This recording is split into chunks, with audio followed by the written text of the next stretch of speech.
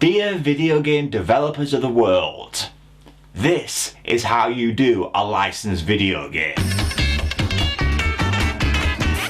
Yeah, for anyone who was worried that South Park The Stick of Truth was gonna suck, let your fears be laid to rest. I mean, I was worried. South Park video games have so far covered many genres. There's been a first-person shooter, a racing game, a tower defense game, a quiz game, and a platformer. And none of them have been that great. In fact, some of them have been downright disgraceful. So my guess is Matt Stone and Trey Parker were like, fuck it, let's go to a video game developer ourselves and get involved as much as we can to make sure this next title doesn't suck donkey balls. And man were they successful in their efforts. Okay, so the first thing you'll probably notice about this game is how close to the show it looks. It honestly feels like you're playing a South Park episode. It's by far the most faithful looking licensed game I've ever seen. Now there are a few hiccups and odd screen transitions here and there. There are times during battle scenes where the music just stops, and the game did crash on me once, but that's really nitpicking. The game looks incredible, and perhaps those glitches are just specific to early promo copies of the game. Oh, quick thank you to the PRs at Ubisoft for this.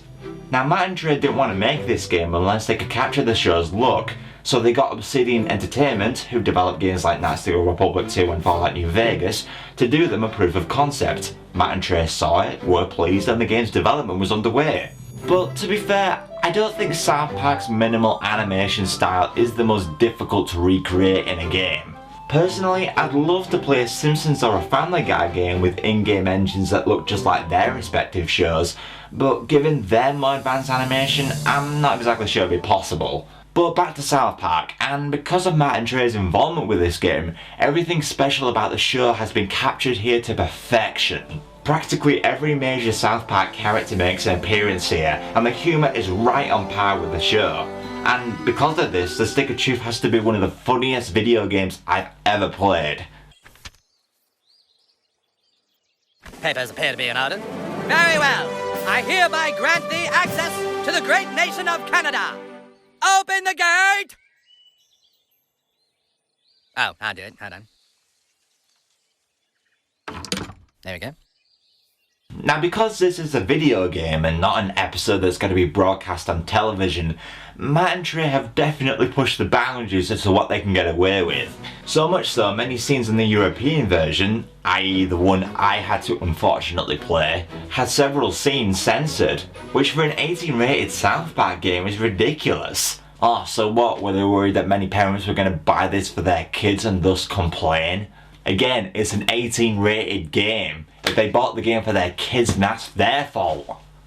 Wankers. And I wouldn't mind the censoring so much, it's just that I must have seen this European censored screen about 7 times during my playthrough. And that meant there were many minigames and scenes I missed out on. I honestly felt robbed of content. Now if you're not from Europe or Australia, you needn't worry. It's just that censoring an 18 rated game is like getting James Corden to host something. You just don't do it. But I certainly would understand if many found this game offensive, but it is South Park, people. If you're easily offended, don't play it. And I say this because, well, as an example, there's certain enemies you face which are, well, we'll put it this way. At one point in the game, you face off against, now get ready for this, killer Nazi fetuses. I want to repeat that. Killer Nazi fetuses. And only Matt Stone and Trey Parker's warped minds, huh? Now I'm not saying I'm offended or anything, but I would certainly understand many being quite unsettled by it. And there are most definitely jokes here that I think will not sit well with a lot of people. As an example, take this joke when you're selecting a class for your character. A white thief? Never heard of one, but interesting. So, bar all the inevitable controversy bullshit, what's the story? Well, you play as a custom created character, or the new kid, and you've just arrived in South Park as you set out to make friends. You quickly come across a game all the kids of South Park are playing, as the humans, led by the powerful wizard Cartman, are in a war with the great elf king Kyle over the mystical and all-powerful Stick of Truth. And I just loved how self-aware the game was of this make-believe war the characters are raging. This is most definitely a story you play for the laughs, and it more than delivers on that regard. Oh, who's your new friend, Eric? Shut up, Mom. Not now. There's also self-awareness that this is a video game, as classic gaming tropes are made fun of as well. I think one of my favourites has to be when you find these audio logs. Day 2. So hungry. I've searched for food, but the only thing I've found are other people's annoying, useless audio logs. Why did they bother when they clearly were in terrible danger? Each audio log I find is more irrelevant and boring than the last. I must keep looking for a way to survive. Now eventually, and without spoiling anything, the threat the cast of South Park gets becomes all the more real, as you must band with the characters you know and love from the show and annihilate all that stand in your path. It's South Park at its best, and if you're a fan of the show, you will not be disappointed. So a lot of you are probably thinking, yeah, we kinda knew this game was gonna kick ass in this regard. We saw the previews, they looked awesome. How is it as a game? Well, pretty good. South Park The Stick of Truth takes the form of a turn-based free-roaming RPG. At the start of the game, you choose from one of 4 classes: the fighter, the mage, the thief, or the Jew. Yeah, there's a Jew class. I didn't choose this personally, but it makes me want to replay the game for sure. Well anyway, South Park is your battleground, as the town has been expertly recreated, where you can explore all the locales you know from the show, of which are chock-a-block full of references to many South Park episodes. So as a side note, I would recommend you being very well versed with the show before playing this, otherwise many references will go over your head. Now the battle system is fantastic. You take control of 2 party members, you and one of 6 South Park characters: Cartman, Kenny, Stan, Kyle, Butters, or Jimmy, which, once all are unlocked, can be swapped out when you see fit. Each turn gives you an opportunity to use an item, followed by a standard attack or a special ability that uses up power points, or PP. PP. If you have a fucking better name for them, then fucking say it, Clyde. Fucking asshole. I'm the king, and I say it's PP. Now the special abilities are full of creative and useful moves you must definitely crack a smile when you use. And because your power points are recovered after every battle, you'll be free to use them quite often, which is awesome. But this isn't your standard turn-based RPG, as the game requires you to input various button combinations to pull off attacks, which are brilliantly implemented by the way. For example, attacks with your weapons require you to hit the attack button when your weapon flashes.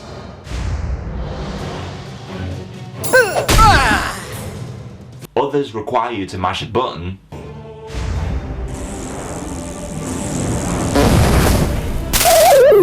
And so the party journeyed onward. Some attacks require a spinning of the analog stick. By the hammer of Butters! Ow! That was the most perfect throw I've ever seen. Heck, some attacks require a sort of Dance Dance Revolution approach to them. Sleep now, the whippoorwills are dancing. Gently now, put your mind to rest. Wow, what a terrific audience. And then there's status effects to think about, enemy weaknesses to take into consideration, attacks you need to time a button press to block effectively. It's a surprisingly deep battle system. But I'm not saying the game is as in-depth as, let's say, Final Fantasy or Elder Scrolls, for example. It's very open to those who have never played an RPG before, so if you're a fan of the show, but aren't too big a fan of RPGs, I wouldn't worry, it's an easy one to get into. In fact, the battle system is very similar to the Paper Mario and Mario and Luigi games, which I think was a brilliant approach by Obsidian Entertainment to take, as this really allows for the cast to express themselves in a whole manner of comedic ways. There's 2 minor annoyances though. Firstly, item management is a bit messy. I often found that using speed potions was a good way to go, as they were pretty cheap to buy and they netted me an extra turn in battle. But getting to the potion meant scrolling through several other items and spending a while just looking for it before I could use it. Some way to categorize or sort your items would have been better, but it's not a huge deal. The other annoyance I have concerns summons. Now you'll come across certain characters in South Park which, if you assist in some way, will agree to help you out in battle. Now, despite the summons being fun to use, there's a few problems with them. First of all, using one is essentially a win button. By simply selecting a summon, you'll kill all enemies on the field. Which sounds kind of game breaking, but the game deals with this by making you return to the character every time you use their summon, which is annoying by the way, and also by not allowing you to use them in boss fights. There you go, kid. All this shitty chicken you can carry. You do good work. I'll help you fuck up Mongolians anytime you want. Not bosses though, they too tough. But you see, the boss fights are when you need them the most. I always felt like using them on regular enemies felt like a waste, as I just didn't need them. Also, there's only 4, or it might be 5 summons on the whole game, which is kinda lacking. I thought there'd be loads to choose from given South Park's huge roster. Why didn't Jimbo and Ned get a summon, for example? They could have been like, it's coming right for us, and then they'd annihilate all enemies with a ridiculous amount of gunfire and then just claim it was all self-defense. There's just so much more that could have been done here, but for what little summons there are, they're great fun to both use and watch. I mean, seriously, how awesome is it to summon Jesus Christ himself? Pretty awesome. Lock and load.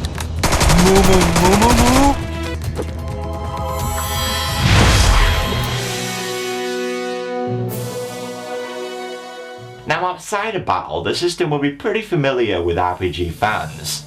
You can equip weapons and armour, of which come in various designs and uses, so you'll be swapping them out often. One issue I found though was how much weak equipment I found. You see, weapons are given levels, and once your character reaches that level, you can then wield that weapon. But I more often than not came across underpowered weapons, especially late on in the game. Which is a shame, as I found some really cool sounding ones. Heck, I found a laser sword in South Park Elementary, but it was only a level 9 weapon when I already had a level 12 one equipped. What would have worked better is a way to upgrade a weapon's level.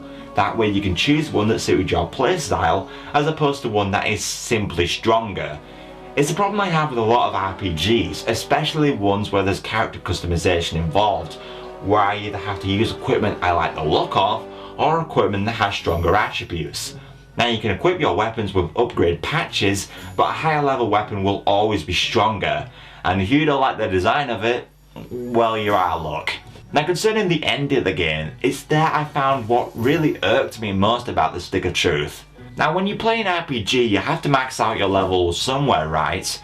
In most cases it's something like level 100 or level 99 maybe. In South Park the Stick of Truth, it's 15. And I got there without even beating the game's main story yet. I don't think that's ever happened to me before in an RPG. You see, the game's not that long. I had this beat, and I mean fully beat, side quests completed and collectibles gathered, everything, in only 17 hours. Which a lot of you are probably thinking, that's not short. Well, for an RPG it is.